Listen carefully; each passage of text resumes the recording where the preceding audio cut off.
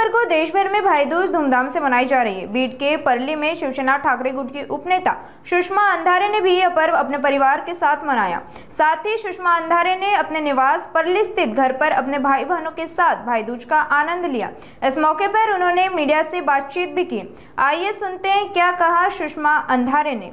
आज भाऊबीजेचा सण आहे। प्रत्येक बहीण आपल्या भावाच्या मांगल्याची, यशस्वीतेची आणि त्याच्या समृद्धीची प्रार्थना करते आणि महाराष्ट्रातली तर प्रत्येक बहीण आपल्या भावाला ओवाळताना इडापिडा जाऊ दे, बळीचं राज्य येऊ दे, कारण बळी समतेने वागणारा, वागवणारा, ममत्वाने आपल्या प्रजेशी वागणारा राजा होता।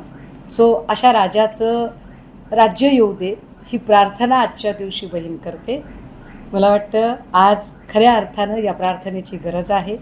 सकाळी ज्या पद्धतीने भाऊबीजेची सुरुवात झाली, मला वाटतं की इडापिडा जाऊ दे आणि भावाचं राज्य येऊ दे, भाऊ माझा सुखी राहू दे, त्याचा वंशवेलू गगनाला भिडू दे।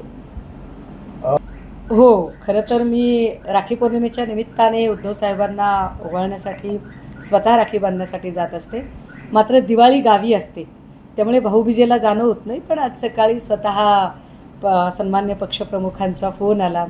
त्यांनी ज्या पद्धतीने आपुलकीने सगळ्या कुटुंबाची विचारपूस केली आणि भाऊबीजेच्या शुभेच्छा दिल्या, निश्चितपणे आजचा माझा सण अजून जास्त आनंदी झाला आहे।